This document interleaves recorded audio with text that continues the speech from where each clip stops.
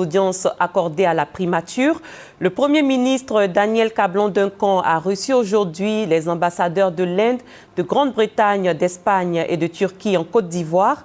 Au centre des discussions, la coopération, notamment dans le domaine financier. Le chef du gouvernement a également échangé avec le directeur général d'un groupe sud-africain opérant dans l'immobilier, Hugues Hervé-Blé. L'ambassadeur de l'Inde en Côte d'Ivoire est Dinesh Bhatia.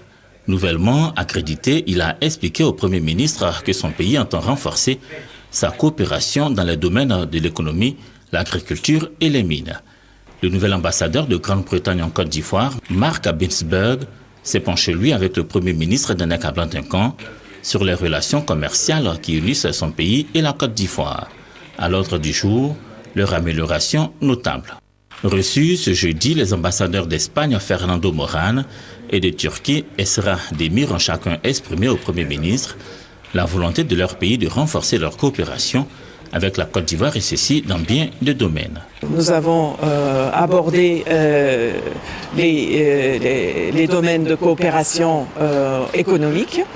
Et puis également, comme vous savez, nous sommes en train de préparer la visite de Monsieur le Président Ouattara en Turquie l'année prochaine, Inch'Allah. Donc on a abordé cette question aussi. L'opération d'annulation de la dette de la Côte d'Ivoire avec l'Espagne, c'est une grande opération, la plus grande jamais menée par l'Espagne. Ça arrive à 300 millions d'euros.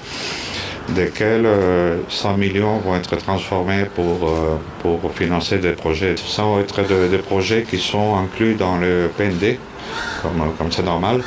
Et le Premier ministre m'a demandé, moi j'étais complètement d'accord, de continuer les échanges à niveau technique pour bien cibler les projets qui vont être financés. Également reçu une délégation du groupe sud-africain Megatron.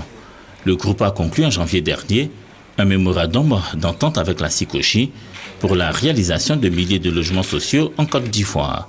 Au centre de cette audience, les investissements du groupe dans le pays. Les études financières sont toujours en cours, mais nous avons prévu une enveloppe de 300 millions de dollars, ce qui fait environ 150 milliards de francs CFA.